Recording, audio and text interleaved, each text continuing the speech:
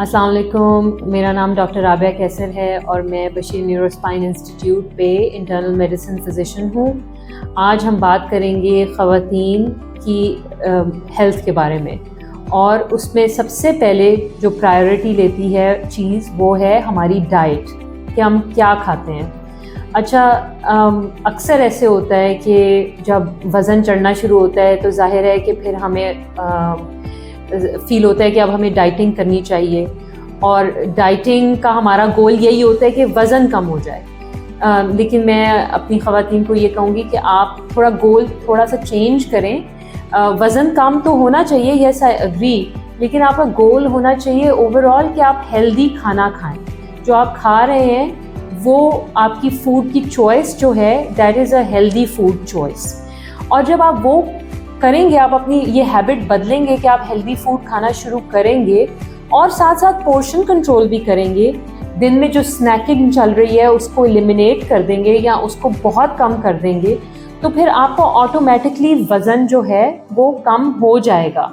उसके लिए चाहे कुछ महीने भी लग जाएं, लेकिन आपका वज़न कम लाजमी होएगा।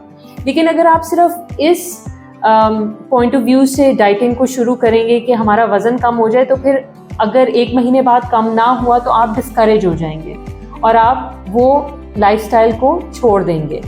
तो इसलिए सबसे पहले जो आपने काम करना है, आपने ये करना है कि आपने अपनी फूड चॉइसेस को हेल्दी बनाना है। अब हम थोड़ा सा हेल्दी फूड चॉइसेस के बारे में बात कर लेते हैं। आपकी हेल्दी फूड चॉइसेस में ऐसी चीज़ें आती हैं, फॉर एग्ज़ाम्पल, एक तो आपका अगर वेट गेन हुआ है तो आप चावल को अपनी डाइट में से निकाल दें।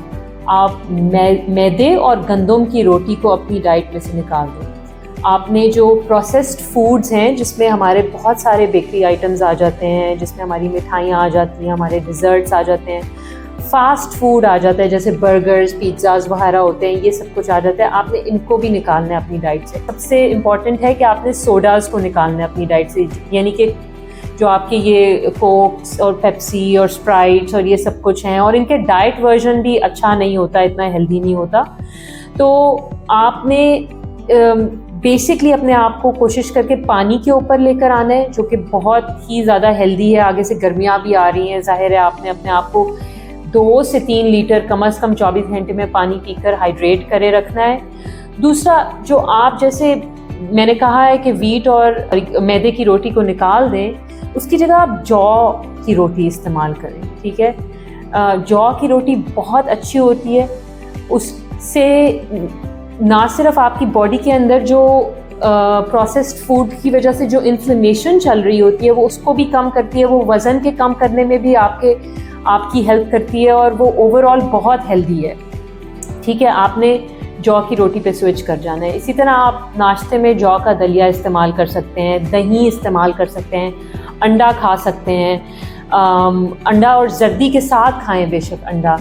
उसके अलावा आपने अगर आपको डायबिटीज़ नहीं है तो आप खजूर खाएं। खजूर इज़ सुपर फूड। उसमें पम्पकिन सुपर फूड्स में, यानी कि सुपर फूड्स वो वाले फूड होते हैं जो इन्फ्लेमेशन को कम करते हैं आपकी बॉडी में। उसमें आपकी पम्पकिन सीड्स आ जाते हैं, मेलन सीड्स आ जाते हैं, उसके अंदर आपकी बेरीज़ आ जाती हैं। जो फ्रूट्स में आपकी स्ट्रॉबेरी है, चेरी है, इस तरह की जो बेरीज़ हमारे मिलती हैं वो सारी बेरीज़ आ जाती हैं।